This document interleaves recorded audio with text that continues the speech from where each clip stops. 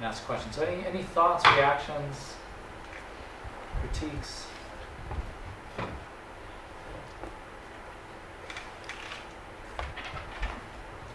Oh, hey. Andy Moralchuk from Princeton. So I do mostly qualitative research, and we discussed that last year in this context where there's an equal parallel move to increase transparency. And every one of these problems arises. So the problem of how to incentivize journals to change, the problem of intellectual property in a big way. I just consulted with people at the World Bank. Jack might be interested to know how to improve the rigor and transparency of their case studies. And a ton of our results aren't reproducible and aren't any good. The question is, have you guys given any thought to how what you said might apply to qualitative research, whether the results would apply the same way or whether they would have to be changed for those of us who are toiling in that particular field? I'll answer the first question if someone else can field the next. Yes. Yeah. I will weigh in quickly just to say we have tried to deal with that. It's going to be a heavy lift. We are convinced that it is something that we need to, we do a lot of qualitative work. It's a very important part of our good evaluations. We haven't cracked that nut, and we know that we still need to. Can you give a couple of examples of what you found really hard? So we have a limited number of people in our group who do good qualitative work. And one of the key things that they point out to us is how you use good transcripts to draw generalizable lessons from interviews, from focus group discussions. Being able to read through those transcripts and see if you can come to the same set of conclusions that the initial analysts came to, it is a really important part of trying to replicate what comes out of a lot of the qualitative work that we have to deal with. The challenge that we've had when we have said how do we do it is that when you try to remove sort of interesting, unique characteristics that are embedded within individual responses, removing those things, in order to make those non-identifiable respondents, you need to remove a lot of unique identifiable characteristics. And figuring out how to do that seems to be extremely difficult. And I don't mean to say that it can't be done. What I do know is that the 2 or 3 people that we have on staff who know of the importance of this are saying, boy, we're going to need some help with that. Please, somebody tell me something more. I just agree that the size of the challenge for reproducibility in qualitative work. I think in terms of the levels of reproducibility, my perception is the first level is achievable in the sense that you can report enough to me for me to be able to see how it is you got to your conclusion. I may not agree with the conclusions, but I can at least retrace the steps. An active citation as you're working on seems like a means for that reproducibility. The repeating of the study is a much bigger challenge, and this might be just bridging exactly the point of what you're saying, because there's so much into drawing the conclusions, whereas when it's dealing with numbers, are the numbers kind of the same, and there are means of evaluating the similarity. Whereas that kind of reproducibility is just a much greater challenge, and I don't have a good answer either. That's daunting.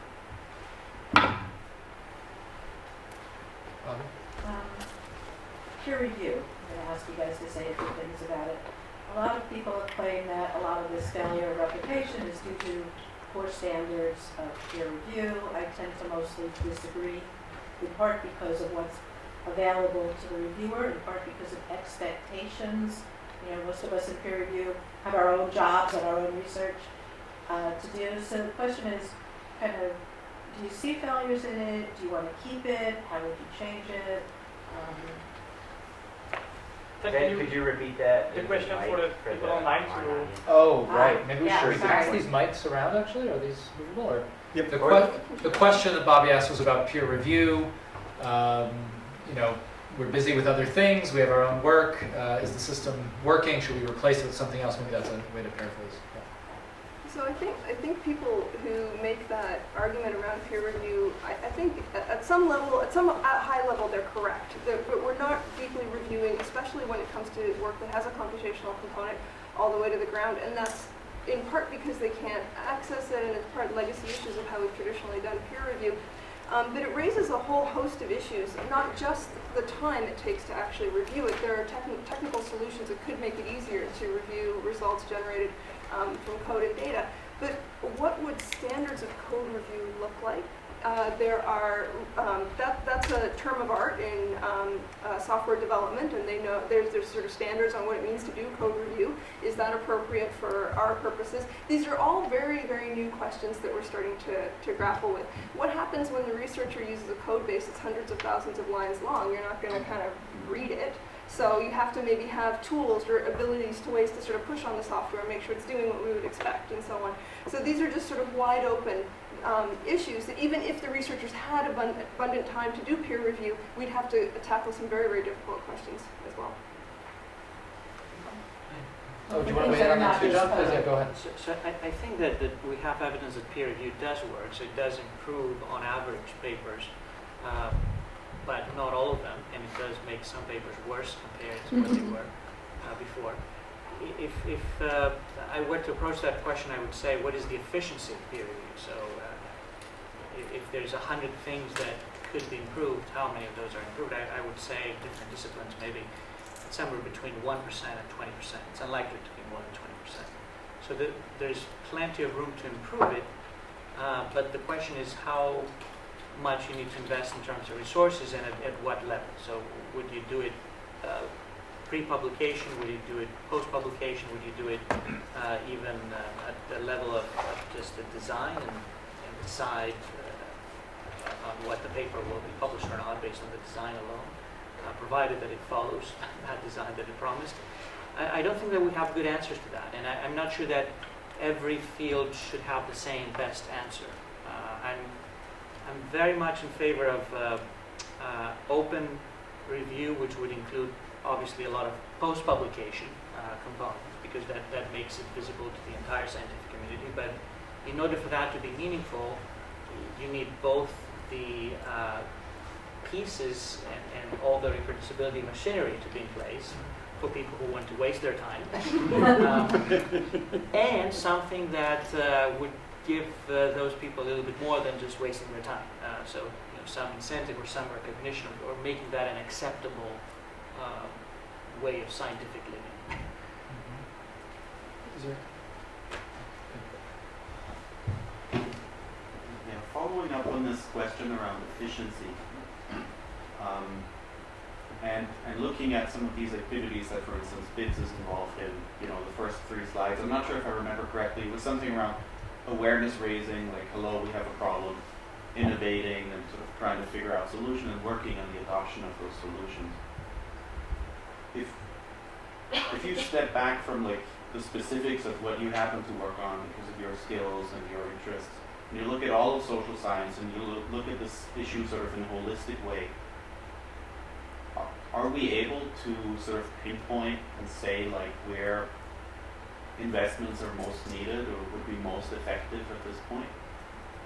Or is that not something that anybody is able to sort of really spell out?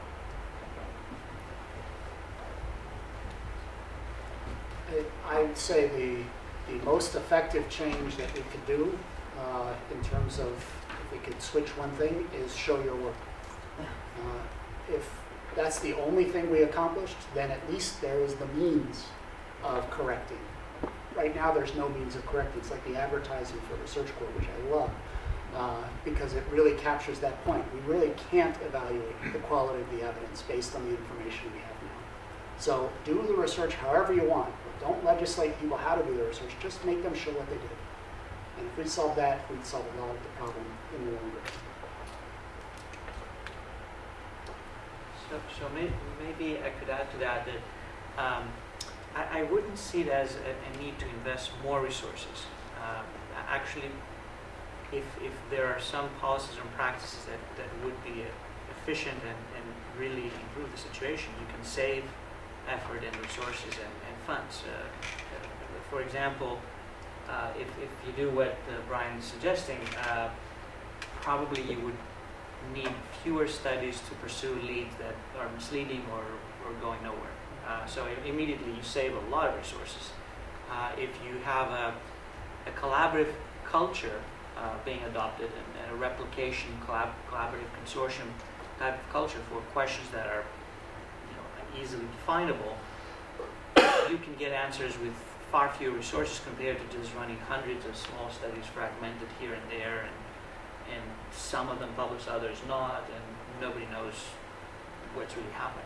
So I think that instead of saying we need to invest more, do something that is out of the real science, we should see that as being an integral part of the scientific process and making our life easier rather than more difficult.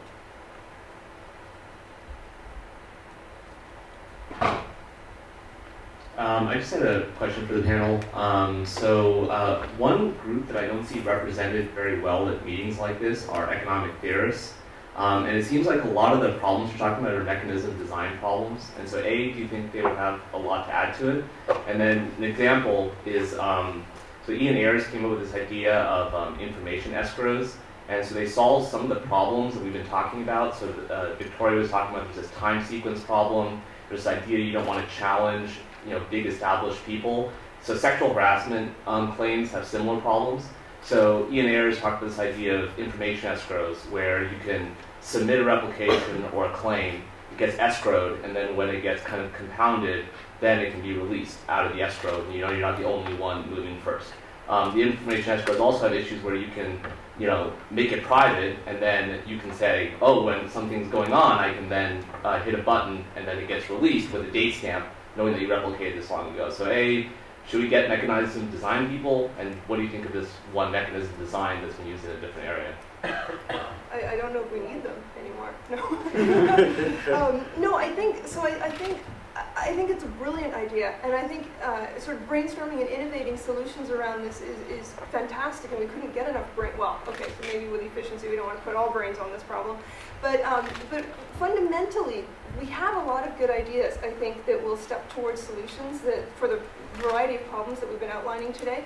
One of the issues that you quickly run into is that in the scientific community, we are just, there's just a very strong collective action problem. So even when almost everybody agrees that this would be a great thing to step towards, it's very difficult to actually do that. And first movers who want to, say, for example, take on the burden of producing fully transparent work or including their code and data, they spend more time on this and less time for the publications that they're rewarded for, so they're hurt by the system. And so it's really this idea of sort of coordination that is that's actually quite a challenge in having those sort of network effects or whatever it is that snowballs the change. So that's where I'd like to see the focus on mechanism design is really there, because we have a lot of good, not that we necessarily have all the ideas, but we have a lot of good ideas on it's more like how do we sort of jump to that next local maxima is really kind of the issue. Matthew Rabin was here, but he just Yes. stepped out, so unfortunately I would like to hear his view on that. Can I respond to that? Just Here. Sure. thanks. So a few years ago, I co-started something in psychology called psychfiledrawer.org. And this was a place where people could put up results of studies that they hadn't published, replications, but probably way more likely failures to replicate. And we got back channel from many people. I'm scared to put up my failure to replicate of X, Y, and Z study. And what we started was something that sounds just like that, where they could put their names in a kind of secure folder and wait till some other people also had similar studies that failed to replicate the prominent replication of the prominent studies of prominent people, and then together they could say, put all those studies in at the same time. And I actually haven't kept track of what's actually happened with it, But certainly lots of people, particularly younger people, really wanted to do that. And particularly in certain areas within psychology that I think are very hierarchical and dominated by a few people who kind of control all the, if I have to say it, means of production. Let me weigh in. We have a couple interesting Twitter questions. Let me just reach out to the online world here. I guess Justin Sandifer from CGD has tweeted in a question, which is interesting. I think it relates to some of what Victoria was talking about, what Jack was talking about. And his question is, how long should publicly funded researchers have monopoly on data they collect? So, typically we collect our data or we gather some data, and at some point it gets released. So what should that timing look like? It just reminded me, you were talking about copyrights, and Jack was talking about all the difficulties. Because maybe all four of you have comments on that or thoughts. I'll jump in on that one. So this is an example of how different fields can be very different. And I hear pushback from people. There's one researcher who told me, I spent 10 years collecting this specialized data set, and just because I produced one paper on it, you want me to sort of dump this whole 10 years out into it.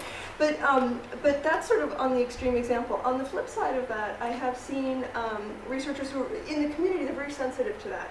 So it's not like you're going to be an enemy if you request sequester time for your data. However, I think because of these issues in reproducibility, I think this is becoming sort of more of a dated concept in many fields, and we're moving towards availability at the time of publication. And so I'll just mention that there's a study by Karim Lakhani at Harvard Business School, and he looked at Innocentive, which is a company where they basically put bounties out on companies will come in and ask a scientific question and say, I'll pay $100,000 for you to solve this, and you can just go and do a solution. And what they have found is that people who tend to solve these problems tend to be from totally different fields that you wouldn't expect. And this is actually happening in data availability too, that people don't tend to come in and sort of write your next paper for you and then you're scooped.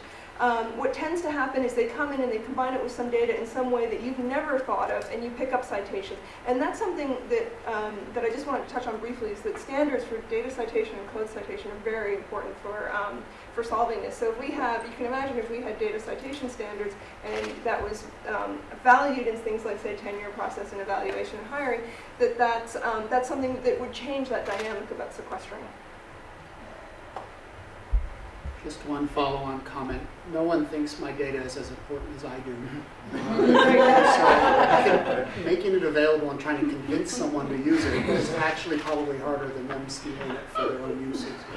Of course, that's easy to say. It's hard to do, especially when you have high investment in data collection.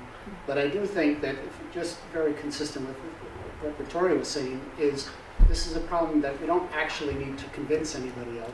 If we switch a default to open, say if you need time, you apply for time, you provide justification for some embargo period, and then I think very rapidly, once most data is open, then people realize going open earlier is actually an advantage, not a disadvantage. And don't argue with anyone, just let them do it. I will just quickly weigh in. We don't, at MCC, we don't know what the right period of time is. I have recommended to our evaluator contract managers that we use a rule of thumb of give them 6 months after their production of the required report to prepare anything that they want for publication. I don't know if that's the right thing. We have said that if they think there is a particular need to push it to a year, that's fine, but don't come to us and ask for a 5-year dispensation. That's not going to work. But it's going to depend. There's not a clear answer.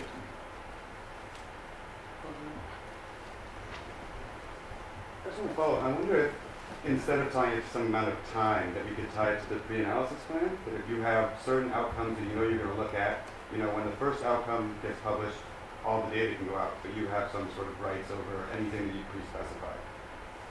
Oh, that's pretty interesting. So basically, if you said you're going to look at 3 sets of outcomes, you published on the first one, you release that data. Or all the data. Or all the data. And just have the rights to move first on the other ones.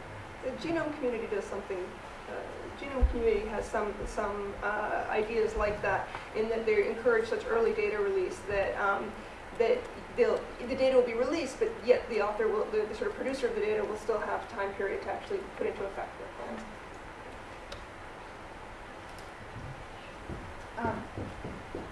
Just to follow up a little bit about data sharing policies. So in addition to talking about what the time frame is, I've been thinking about how much data and code do people have to share according to policies. And it seems as if there's some amount of variation, but recently I've seen an update to the OSTP policy or memo, as well as the Gates policy, which uses language that ties data sharing to results that are in the published research. And so I wonder, that seems very related to reproducibility. When we talk about reproducibility, do we mean just running the code and seeing the tables can be produced, or do we mean the ability to do robustness checks in addition? So I wonder what you think about that. Should funders be required more than just what we could call the publication data sets and the analysis code, but also the wider set of variables that were collected, and maybe more code as well? I've got the microphone now. These issues of robustness checks are actually quite important to us, and one of the challenges that I was obliquely referring to in my presentation was getting access, making sure that other scientists have access to the original data is one of the challenges we're trying to overcome. The fact that some of these characteristics could be individually identifiable is a constraint that we deal with. But we do want robustness checks to be done, and that means giving access to the full original data sets. So one of the things that I don't like about this sort of public debate is the public meaning in the government policy debate is that there's a very large focus on open data. And what I've been found in talking to scientists in the scientific community, you sort of say open data to someone, and who knows what that means, which I think is a little bit of subtext in your question. Does it mean all my pre-publication, like does it mean before I've done the cleaning, or does this mean and everything I've ever collected in my lab, or whatever it is? And so the argument that I've been trying to make is that reproducibility, you sort of touched on this, provides a frame where it's much more clear, at least what you want to share is scoped in some sense, and it's tractable intellectually by the scientist. So if you say, so I can reproduce, figures and tables in your paper, okay, so that we can make sense of, instead of some high-level concept like open data. One of the reasons that you see, you referred to the OSTP memo and so on, you see them talking about data, there's language around verifiability and a little bit around reproducibility, but they don't nail it in the way that, ideally I would do it in a talk or something, is because they are working within a very complicated framework. And so personally, the way that I think about it is that we need to take guidance from things that come from Washington and come from OSTP. They can be useful to break that collective action gridlock that we see. And of course, if it's legally binding, we have to obey it. But all the changes fundamentally need to come from the scientific community, because they're hamstrung by things like, I didn't get a chance to talk about by Dole, for example, that now because software is patentable, there can be restrictions in ownership at the university level around software, making reproducibility and transparency harder. They're bound by this in Washington, so they're not talking about code in the memo, and that's why. But we need to step beyond that and not take, from them guidance, but more like, okay, we've got to comply, and this is an opportunity where we can actually think about these issues from the level of the scientific community. So you probably noticed I'm a strong proponent of using reproducibility as a framing towards transparency in science. It's 5 o'clock, so let's take maybe a last comment, Moses, over there. Yeah, just to add on the data sharing issue and share maybe the experience of maybe shall see where I work. We have a microdata and we do share data, and the rule is we share it 2 years after the data has been cleaned. And any other researcher anywhere in the world can access that data and look at it. But then I do think that there are certain data that are sensitive. For example, we have data on specimens that have been taken from human beings. We have data on, let's say, like causes of death. And those kind of sensitive data are not always maybe out there, but maybe they are shared on request, and perhaps with a very strong justification because of instances of the misuse of that data. And perhaps, although we all agree that anyone requesting the data has good intentions, but sometimes that's not always the case. But I tend to think that 2-year rule will come down because we are now shifting or migrating to electronic data correction, and perhaps that will reduce the duration of the analysis. And the reason for the 2 years is to allow the team that designed, that did all that, to answer those critical questions and those 2-3 papers that they wanted to work on. That's how we do it. Thanks. Maybe we can get one last, any last reactions to the final comment or any last word? I think the key coming off from that comment is that the point is to make data sharing the default, not the requirement. Right? There's lots of good reasons not to share for many different situations, and it should just be justified.